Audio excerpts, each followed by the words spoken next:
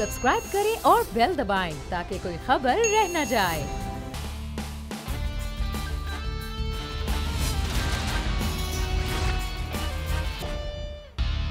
अस्सलाम वालेकुम नाज़रीन, प्रोग्राम द स्पेशल रिपोर्ट के साथ मैं हूं मोहम्मद कामरान। आज ऑपोजिशन लीडर शहबाज शरीफ ने पाकिस्तान पीपल्स पार्टी समेत दीगर ऑपोजिशन जमातों को इशाइये पर बुलाया हुआ है और तमाम तर इख्तिलाफात के बावजूद पाकिस्तान पीपल्स पार्टी ने यह दावत कबूल भी कर ली है और आज वो शिरकत भी करेगी इस इशाइये में। जराए का इस हवाले से बताना है कि पाकिस्तान डेमोक्रेटिक मूवमेंट में एएनपी और पाकिस्तान पीपल्स पार्टी की शिरकत के हवाले से गुफ्तगू की जाएगी। इस हवाले से शहबाज शरीफ का बयान भी सामने आया जिसमें उनका कहना था कि अलहदा जिद्दोजहद का फायदा नहीं है और अगर मिलकर हम काम करेंगे तभी हुकूमत पर दबाव डाल सकते हैं। अब जो अहम सवाल है वो ये उठता है कि इस मीटिंग को अरेंज करवाने में किसका हाथ है, क्योंकि पाकिस्तान पीपल्स पार्टी तो एक टेबल पर बैठने के लिए तैयार नहीं थी और शहबाज शरीफ का जो फैक्टर है वो कितना अहमियत इख्तियार कर चुका है मौजूदा सूरत हाल में। साथ साथ क्या एक बार फिर से ऑपोजिशन मुतहर्रिक होने जा रही है, इस पर भी आज के प्रोग्राम में सवालात उठाएंगे और चौधरी निसार अली खान के हवाले से भी बात करेंगे जो कि आज हलफ उठाए बिना ही चले गए। ताहम उनकी जो एंट्री है एक बार पाकिस्तानी सियासत में, क्या वो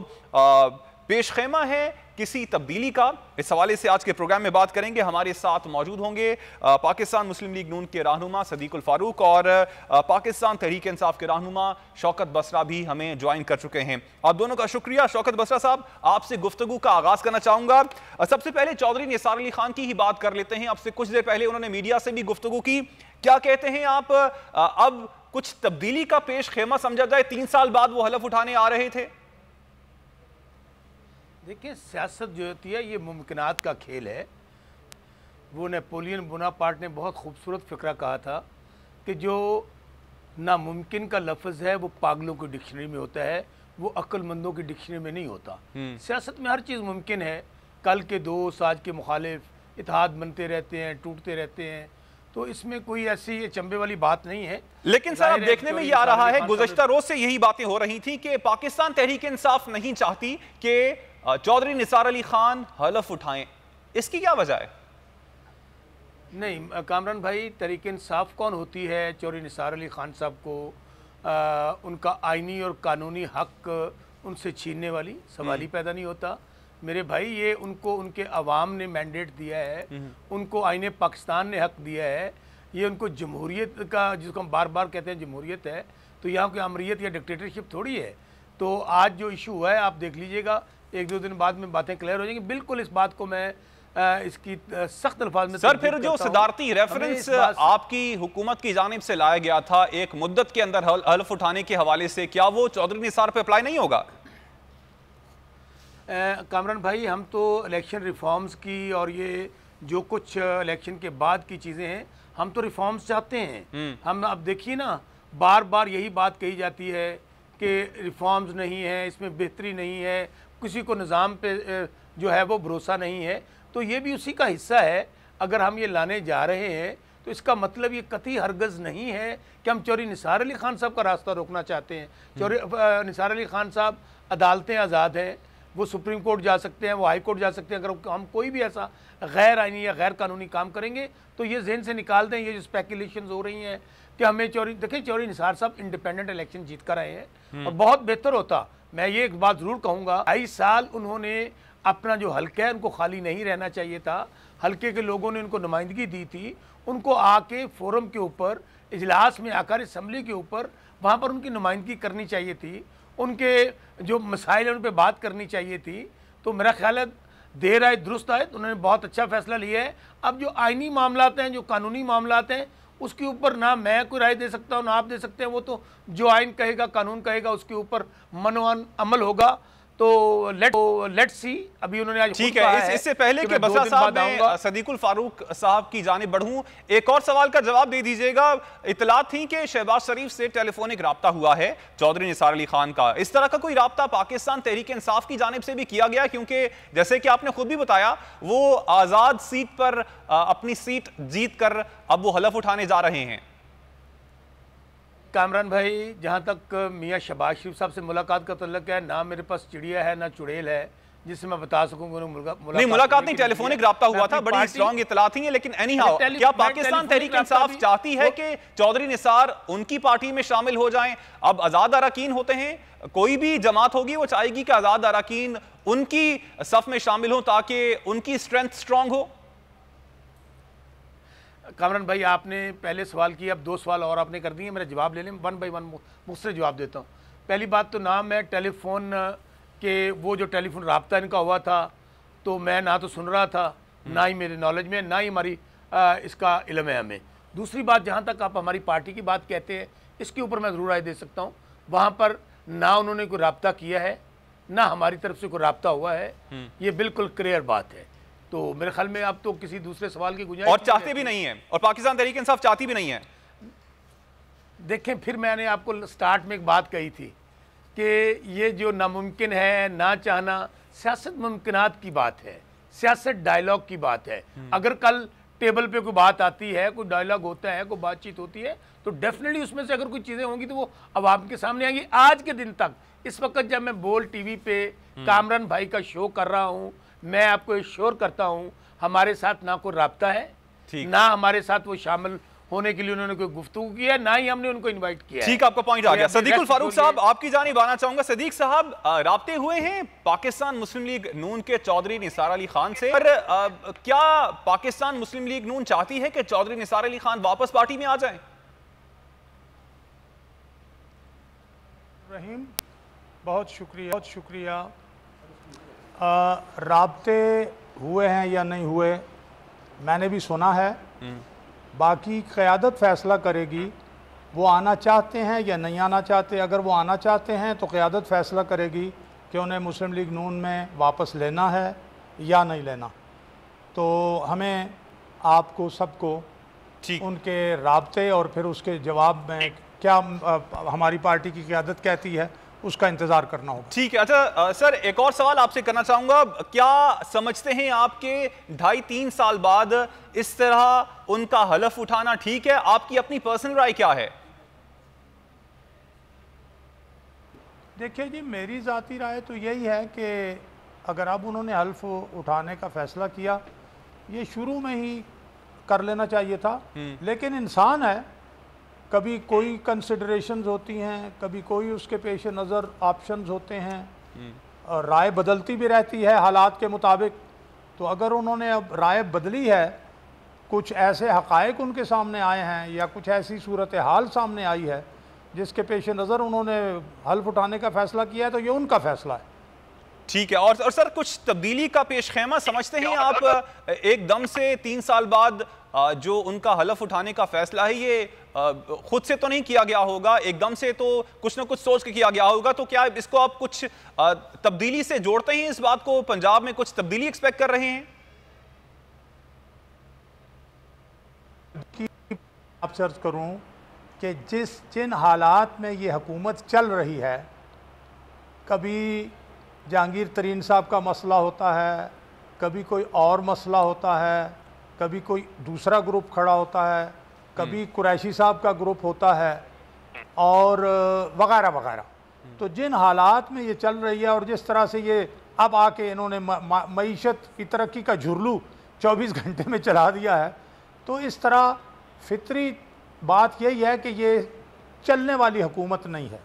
रह गया चौधरी निसार अली ख़ान का, तो मुझे ये बात समझ में आती है कि कल परसों से ये उस तरफ से बातें आ रही हैं मीडिया में भी कि हर मुमकिन रुकावट डालेंगे और हम नहीं हल्फ उठाने देंगे।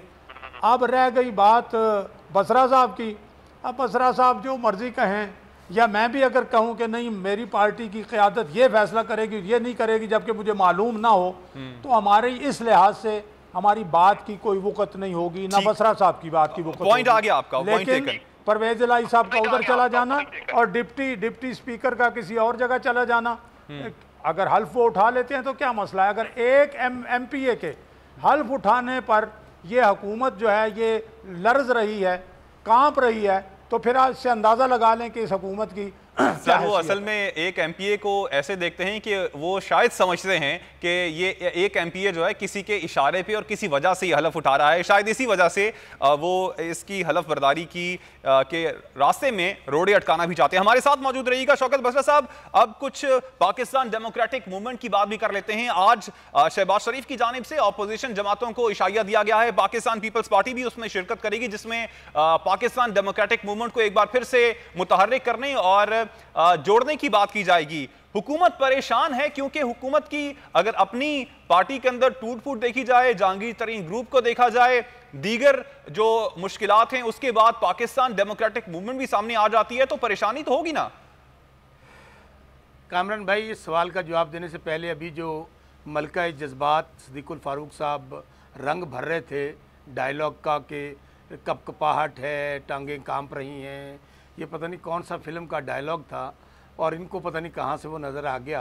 बाकी चीज़ों का नहीं पता, इनको हमारे कांपने का और घबराहट का ज़रूर पता हो गया है। इससे आप इनका माइंड ऑफ फ्रेम का अंदाज़ा लगा सकते हैं कि इनको, इन बेचारों को हमेशा 24 घंटे खुद तो कुछ बनाना, इस्तीफे मुंह पे मारने थे, दमादम मस्त कलंदर होना था, दिसंबर में हुकूमतें ख़त्म हो जानी थी, फिर जहांगीर तरीन साहब का ख्वाब आने लग गया, अब चौधरी निसार साहब का। तो इनसे मुझे हमदर्दी है। जहाँ तक आप कह रहे हैं कि पीडीएम, देखिए वही पीडीएम है ना जिन्होंने आर पार करना था, जिससे पहले मैं बात कर रहा था। हमें तो ये फारिग कर चुके हैं। जिस दिन पहले दिन प्राइम मिनिस्टर साहब ने हलफ लिया था तो ये कह रहे थे कि ये हुकूमत चंद दिन की मेहमान है, फिर इन्होंने कहा कि हमने 6 महीने दिए हैं, फिर साल दिया है, फिर 2 दिए हैं। फिर आपको याद नहीं है कितनी वो पीडीएम के जलसे ज़रा निकाल लें आप, वो बढ़ के सुन लें, सुल्तान रही, मौला जट वाली, और फिर उसके बाद टैंट है फिश। तो भाई ये जो इत्तेहाद है, ये एक गैर फितरी इत्तेहाद है। ये सारे बेचारे अपने अपने इत्तेसाब के मारे हुए, जो कुछ इन्होंने 70 साल कुछ आमरीत रही, बाकी ये रहे, ये टीटियों के डरे हुए, ये कमीशन के डरे हुए, ये चीनी माफिया, ये जो बाहर भाग भूग गए हैं। आज आप देखें कि इनको, सर आप वैसे समझते नहीं है कि जो गैर फितरी इत्तेहाद अक्सर पाकिस्तान तहरीक इंसाफ की जानिब से टर्म यूज की जाती है, तो ये कोई अचंभे की बात पाकिस्तान तहरीक इंसाफ के लिए खास तौर पे नहीं होनी चाहिए, क्योंकि पाकिस्तान मुस्लिम लीग काफ और MQM पाकिस्तान वो भी तो आपके साथ मौजूद हैं, तो वो भी तो गैर फितरी इत्तेहादी के सूरत में ही मौजूद हैं। देखिए मैंने गैर फितरी का लफ्ज़ पहले इसलिए इस्तेमाल किया, आपकी बात, अच्छा सवाल किया आपने। गैर फितरी इसलिए कह रहा हूँ कि आप सिर्फ जो कहते हैं ना कि खान आ रहा है, वो खान के डर से 2.5 साल पहले वाली पार्टियाँ जो एक दूसरे को डाकू, चोर, लटेरा, अली बाबा 40 चोर, पेट फाड़ना था, गला काटना था, मोदी का यार था, पता नहीं क्या क्या। कामरान भाई, मैं खुद भी इस पार्टी का जो हिस्सा रहा हूँ, मुझे याद है अभी तक मरने मराने पे हम चले जाते थे। अभी खान साहब आए नहीं हैं, तो आप देखिए कि किस तरह एक टोकरे के नीचे से सारे इकट्ठे हो गए। और सिर्फ उसका मतमा नज़र यही था कि हमें किसी ना किसी तरीके से, पहले इन्होंने हमें कहा जी हम आपके साथ चलना चाहते हैं, हम आपके साथ चार्टर करना चाहते हैं, फिर इन्होंने कहा जी अब दमादम मस्त, इन्होंने देख लिया। खान साहब तो कहते हैं कि किसी सूरत में भी ना मैं कोई बारी लेने आया हूँ, ना ने मैं ये कुछ ज़हन में रखे कि 5 साल आना है मैंने, मैं एक नज़रिए किताबें आया हूँ, एक सोच किताबें आया हूँ, 20 साल जद्दोजहद की है, नो कंप्रोमाइज़ ऑन करप्शन। इन्होंने, आपको पता है कि इन्होंने फिर कहा जी अब हम जो है ना, फिर वो ब्लैकमेलिंग पे आ गए, माफिया बन गए, क्योंकि थे तो माफिया ये करता है, पहले लालच देता है, फिर ख़रीदने की कोशिश करता है, ख़रीदे ना जा सके तो फिर क्या करता है, फिर दमादम मस्त कलंदर, फिर वो कहता है हम ये जजों के बच्चों को मार देंगे। ये कौन होते हैं जनाब हमें रोकने वाले? फिर ये प्राइम मिनिस्टर। तो इसलिए इनका कोई फिक्र फाका नहीं है, ना आप भी परेशान हुआ करें। अभी भी अगर आप पीडीएम के मुतल्लिक प्रोग्राम करें या परेशान हो या इनको सीरियस लें, तो खुदारा अल्लाह का नाम माने कामरान, आप सियाने बंदे सर हमने तो परेशान नहीं होना, परेशान अगर होगी भी तो पाकिस्तान डेमोक्रेटिक मूवमेंट हुकूमत के खिलाफ बनेगी और और बात कह रहा हूं, वो मुत्तहिद होगी वापस। मैं और बात कह रहा हूँ, हाँ कामरान, मैं और बात, डोंट टेक देम सीरियस। आप इनको क्यों संजीदा लेते हैं बेचारों को?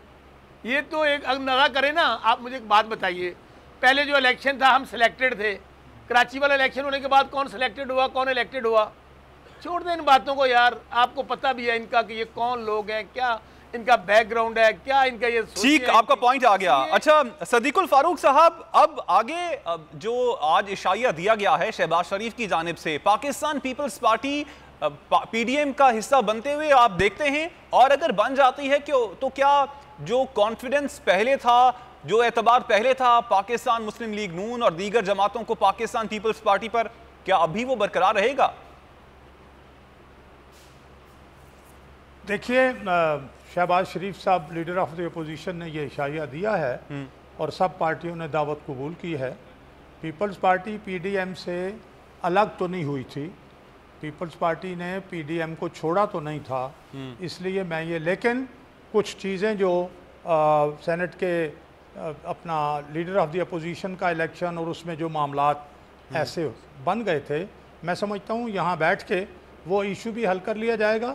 और पीडीएम जो हस्बे साबिक मौजूद थी, पीपल्स पार्टी, मुझे उम्मीद भी नहीं बल्कि यकीन है कि पीपल्स पार्टी पीडीएम का हिस्सा थी और अब वो एक्टिव हो जाएगी और इस तरह से पीडीएम ज़्यादा मजबूती के साथ पहले के मुकाबले में अपनी सरगर्मियां शुरू करेगी। और अब इसमें मरियम नवाज का किरदार कहां पे होगा? क्या शहबाज शरीफ, जिस तरह पहले मरियम नवाज थी वो आगे आगे थी, अब हमें पाकिस्तान मुस्लिम लीग नून की नुमाइंदगी और क़यादत शहबाज शरीफ करते हुए नजर आएंगे? देखिए, मरियम नवाज साहिबा बेटी हैं शहबाज शरीफ साहब की, और शहबाज शरीफ साहब सदर हैं पार्टी के, ठीक, मरकजी लीडर भी हैं, वो वाइस प्रेसिडेंट हैं, तो वो जो पॉलिसी ओवरऑल बनती है वो नवाज शरीफ साहब के मशवरे से और पार्टी के मशवरे से बनती है, तो वो उस पॉलिसी के ताबे वो भी होंगी। कोई खुदा न खास्ता शहबाज शरीफ साहब के ख़िलाफ़ कोई बगावत वाली बात नहीं है, ना शहबाज शरीफ साहब मरियम नवाज़ अपनी जो बेटी है उसको कहेंगे जी आप बैठ जाएं घर में, ऐसी कोई बात नहीं है। सियासी ख़ानदान है, कुर्बानियाँ दी हैं, इस ख़ानदान ने इस मुल्क की खिदमत की हुई है। इस वक्त इस ख़ानदान के ख़िलाफ़ जो इमरान खान है वो इंतकामी कार्रवाई, उन्होंने तो साबित हो गई ना, इंतकामी कार्रवाई तो जहांगीर तरीन के ख़िलाफ़ भी हुई, और जब उन्होंने अपनी आंखें दिखाईं और मौसूफ को अपनी हुकूमत जाती नज़र आई तो जनाब उनसे बात भी हो गई, उनके ग्रुप को भी मिल गया एनआरओ, उन्होंने इनको दे दिया, इन्होंने उनको दे दिया। ये करते रहे कि करप्शन, हम जी करप्शन के खिलाफ कंप्रोमाइज़ नहीं करेंगे। वो करप्शन तो आप तो सरासर सर तापाओं करप्शन में डूबे हुए हैं। ये फॉरेन फंडिंग केस क्या है, ये मालूम जब्बार रेफरेंस क्या है, ये गंदम का स्कैंडल क्या है, ये चीनी का स्कैंडल क्या है, ये अद्वियात का स्कैंडल क्या है, ये इन पर स्कैंडल क्या है, अभी तक क्या एक्शन लिया गया है, ये जरूर मैं सवाल करूंगा शौकत बसरा साहब से। मुझे ब्रेक का कहा जा रहा है, सिद्दीकुल फारूक साहब हमारे साथ मौजूद रहिएगा, शौकत बसरा साहब आप भी हमारे साथ मौजूद रहिएगा।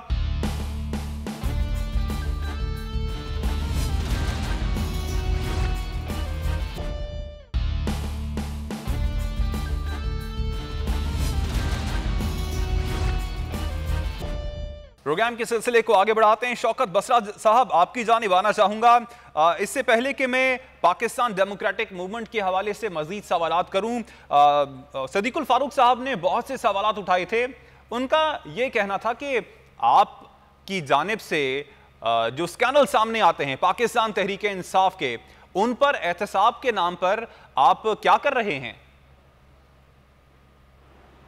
एक पीडीएम सिर्फ एक फिक्रा, ये चले हुए कारतूस हैं। भानुमती का कुनबा इकट्ठा हुआ था, ये ऐसा होम्योपैथिक टोला है, ना जितना फ़ायदा ना नुकसान है। इनको क्या डिस्कस कर रहे हैं बार बार, इसको उनको छोड़ दें। ये एक पास था, अभी आप देखें ना, मैं हैरान हूँ। अभी सिद्दीकुल फारूक साहब कह रहे थे पीपल्स पार्टी नू साढ़े नाल ही समझो, तो अब इनकी क्या सियासत है? आज से 10-15 दिन पहले क्या एक दूसरे के ख़िलाफ़ गोलाबारी कर रहे थे कि सिलेक्ट होना रायविंड वालों का खासा है। ये तो मैं आपको कहता हूँ कि इनमें ये सिर्फ और सिर्फ जितना टोला है ना, ये सिर्फ चाहता क्या है, किसी ना किसी तरीके से प्रेशराइज करना, किसी ना किसी ब्लैकमेल करना। तो वो माँ मर गई जी चौपड़ रोटियां देंदी सी, ये बात ज़हन से निकाल दें। अच्छा, दूसरी बात देखें, आपने कहा जी फलां स्कैंडल। सिद्दीकुल फारूक साहब इस्लामाबाद रहते हैं, मेरे माशाल्लाह इनका मुझे एहतराम है, मेरे बड़े भाई भी हैं। मैं तवक्को करूँगा कि कल सिद्दीकुल फारूक साहब सुप्रीम कोर्ट में जाएंगे और जितने स्कैंडल इन्होंने नाम लिए हैं उनके खिलाफ एक दरख्वास्त देंगे सुप्रीम कोर्ट के अंदर कि देखें जी ये स्कैंडल है, ये करप्शन हुई है, लेकिन जो नैब है ना वो खामोश है। तो मैं सिद्दीकुल फारूक साहब को सर, आप ये काम खुद क्यों नहीं करते? सर, यहाँ पे सवाल ही उठता है बसरा साहब, ये काम आप खुद क्यों नहीं उठाते जब तहरीक इंसाफ का नारा, इंसाफ का अलम बुलंद करते हुए हुकूमत में आई है? तो इंसाफ तो सबके लिए बराबर होना चाहिए, और अगर इंसाफ नहीं मिल रहा है किसी को भी, चाहे ऑपोजिशन में हो या आपके साथ लोग हों, तो उनको इंसाफ मिलना चाहिए। मोहम्मद कामरान, मुझे आप इतने सादा नहीं है, मुझे आपके सवाल की समझ बिल्कुल हरगिज़ इसलिए नहीं आई कि मैंने तो बड़ी क्लैरिटी के साथ बात कर दी थी।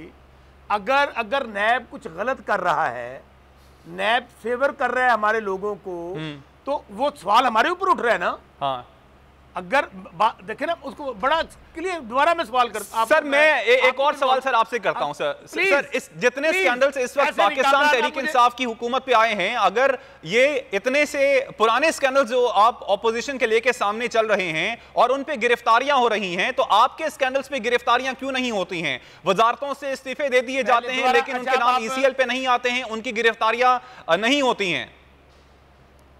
आप अब दोबारा नया सवाल लेके आए, नए सवाल पे आते हैं। मैंने आपको अर्ज ये किया है, आपने कहा गिरफ्तारियां क्यों नहीं होती हैं। मुझे बताएं कोई हुकूमत पाकिस्तान की तारीख में आपने देखी हो कि उसका सिटिंग सीनियर मिनिस्टर हो पंजाब में और वो गिरफ्तार हो जाए, उनका फिर मिनिस्टर हो, फिर वो मलिक सप्ताह वो गिरफ्तार हो जाए। यहाँ पे तो रवायत ये रही है कि आप अपना जहाज देते हैं मुलजमों को, 4 दिन, यार एक मिनट, आप मुलजमों को जहाज देते हैं और वो पतली गली से निकल जाते हैं। सर वो क्यों निकलते हैं सर, ये सवाल ना। अच्छा सर, इसको एक और सवाल सर मेरा साथ ही ले लें। नहीं, मुझे सर जवाब एक मिनट दे दें। आप जो कह रहे हैं पूरा करके, अच्छा हाँ चलें कर लें। जी एक मैं कामरान आपको ये अर्ज कर रहा हूं, अगर इसके बावजूद कि अगर ठंड नहीं पई है जे नून लीग या बाकियां कि तरीन साहब जिनको ये ATM मशीन कहते थे, पता नहीं क्या क्या कहते थे, आज उन्हीं के गुण गा रहे हैं। और भाई तरीन साहब से ज्यादा भी पार्टी के लिए कोई लॉयलिस्ट था या है आज भी? वो कहते हैं आज भी मेरा लीडर है, और वो कहाँ फेस कर रहे हैं? अदालतों में। मेरे भाई, मेरा इन्हें बड़ा सादा सवाल, मैं उर्दू बोल रहा हूँ, अगर कह तो पंजाबी बोल लेता हूँ, इंग्लिश बोल लेता हूँ, जो समझ आ जाए सबको। मैंने अर्ज ये किया है, अगर नैब हमारे ताबे तो नहीं है, अंग्रेजी बोलो। मैं इनकी बात मान लूँ कि कहते हैं सुनो फिर आपकी बात कहते हैं नैब न्याजी गठ जोड़ है, तो मेरे भाई अंग्रेजी बोलो। आपको अदालतें सुन तो अंग्रेजी में बड़ा माठा, मैं पेंडू हूं, मैंने अंग्रेजी आती नहीं, वैसे भी ताड़े उत्तू दी लंघ जानी है। मैं आपको सिर्फ ये कह रहा हूँ सिद्दीकुल फारूक साहब, आप कल मेहरबानी करें, कल सुप्रीम, मेरे बड़े भाई हैं आप, आपको मैं एक और वादा करता हूँ, वकील भी मैं आपको करवा दूंगा, मैं फीस दूंगा अगर आप फीस ना दे सके। ठीक, कल आप सुप्रीम कोर्ट वादा करें प्रोग्राम में अभी कामरान भाई के, ठीक, कि मैं कल सुप्रीम ठीक, आपका पॉइंट आ गया, मैं जवाब ले लेता हूं। सदीकुल फारूक साहब, अब शौकत बसरा साहब तो ये कहते हैं कि जितने भी स्कैंडल्स आपने गिनवाए हैं, इन स्कैंडल्स की दरखास्त लें और आप सुबह सुप्रीम कोर्ट में जाएं, वकील भी आपको वो फराहम करेंगे। देखिए, पहली बात तो मैं इनका जवाब देता हूं कि भाई, आपके लीडर इमरान खान साहब ने कहा था कि एहतसाब मैं अपने आप से और अपनी काबीना के अरकान से शुरू करूंगा। ये आपके लीडर, जिन्हें आप नज़रियाती लीडर कहते हैं, ये उसका कौम से वादा था अल्लाह के सामने। मेरी बात में आप बात ना करें, मैंने आपकी बात कोई, तो ये अल्लाह से वादा था, कौम से वादा था आपके लीडर का। पहला तो सवाल ये पैदा होता कि वो अपनी काबीना के अरकान का एहतसाब क्यों नहीं हुआ, और उनसे गंदम स्कैंडल के पैसे क्यों नहीं वसूल हुए, चीनी के क्यों नहीं वसूल हुए, उनसे LNG के क्यों नहीं वसूल हुए। जो चेयरमैन नैब ने ऐलान किया था पिछले साल दिसंबर में कि जनाब मालम जब्बा का और पेशावर मेट्रो के रेफरेंस तैयार पड़े हैं, वो किधर हैं?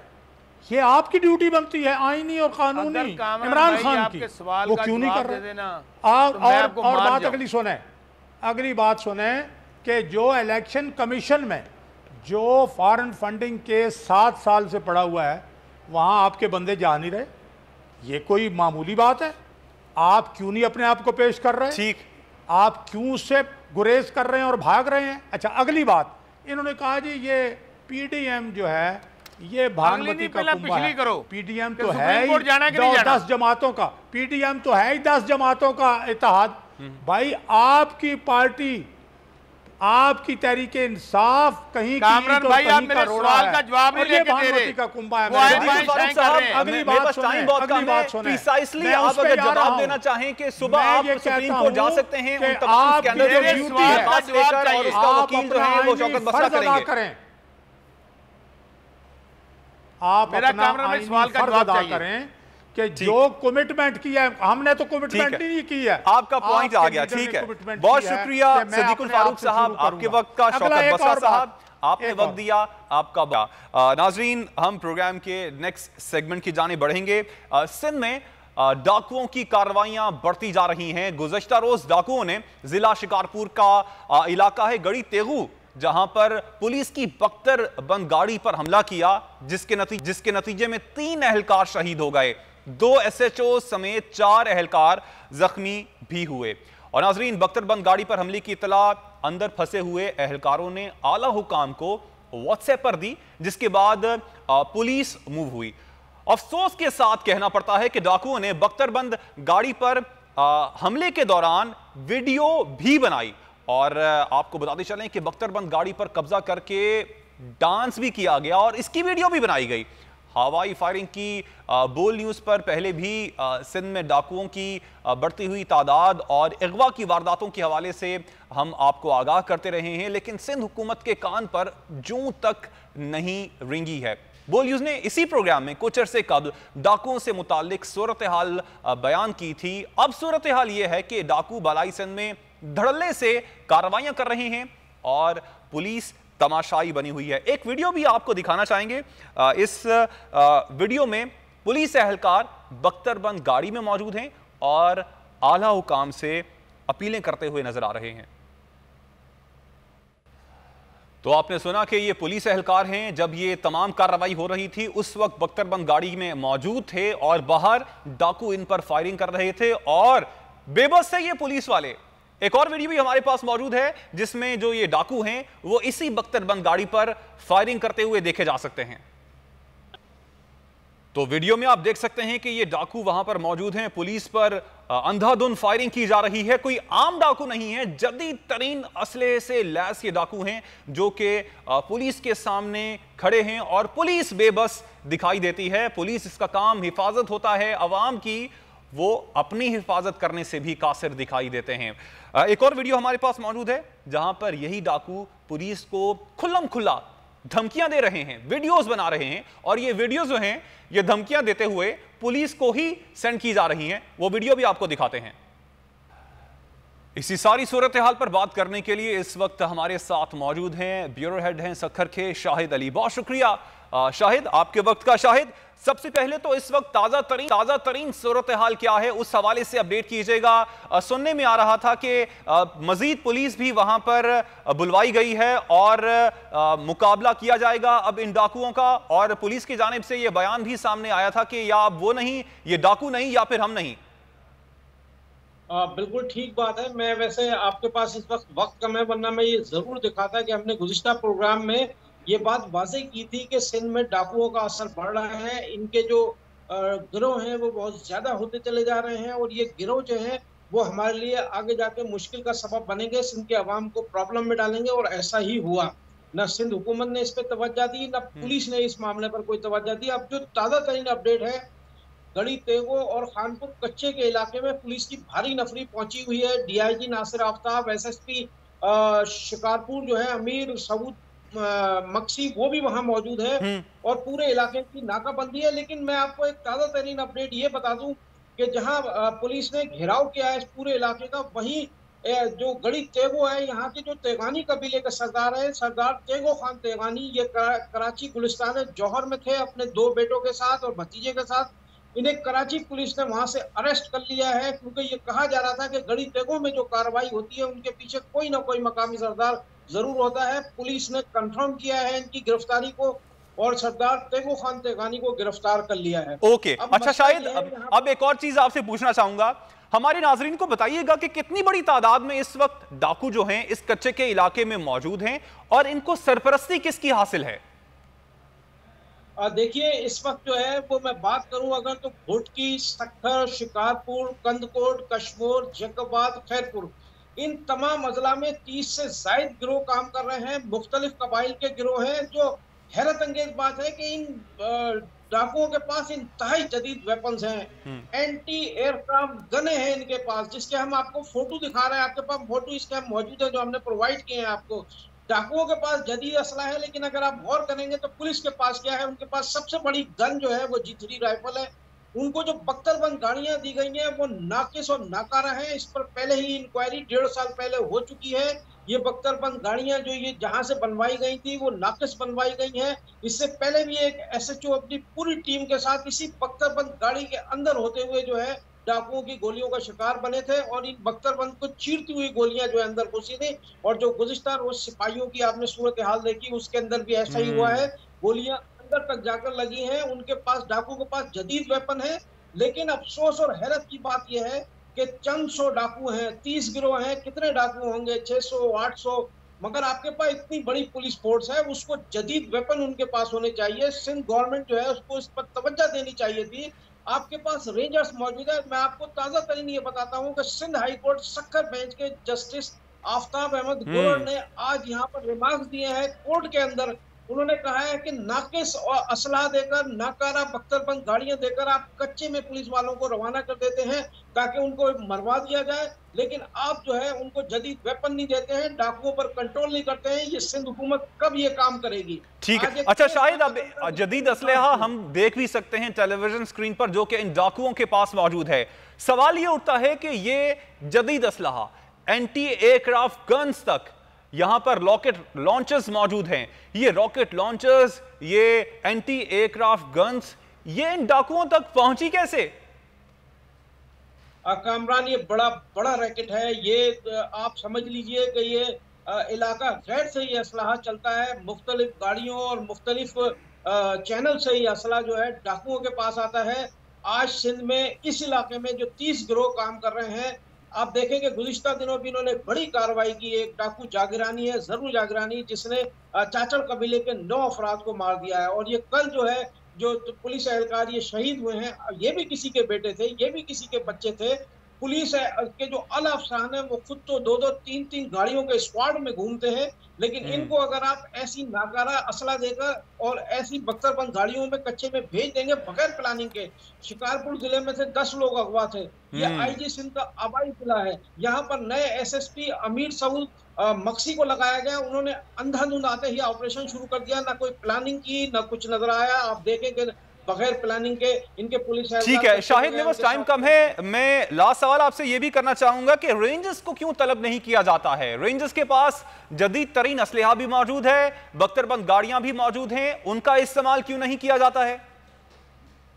अब बिल्कुल सही बात है। ये बात भी आज जो है सिंध हाई कोर्ट के जस्टिस आफ्ताब अहमद गुरर ने की कि जब सिंध हुकूमत रेंजर्स को तनख्वाह भी देती है, उनको मराद भी देती है, तो उन्हें इस्तेमाल क्यों नहीं किया जाता? बिल्कुल सही बात है। रेंजर्स के पास जदीद असलाह भी है, उनके पास हिकमत अमली भी है, उनकी इंटेलिजेंस भी है। और रेंजर्स ने कराची से लेके कश्मीर तक बड़े बड़े ऑपरेशंस किए हैं। आपने देखा कि बड़े बिल्कुल ठीक है। प्लानिंग के तहत इन डाकुओं का गला कमा करना बहुत जरूरी है, और अगर रेंजर्स की मदद हम कराची शहर में ले सकते हैं तो क्यों ना जहां पर अशद जरूरत है वहां पर भी ली जाए। शाहिद, आपने इस हवाले से तफसीलन अपडेट किया। नाज़रीन, उम्मीद करते हैं कि आज का प्रोग्राम आपको पसंद आया होगा। मुझे मोहम्मद कामरान को दीजिएगा इजाजत। अल्लाह निगहबान।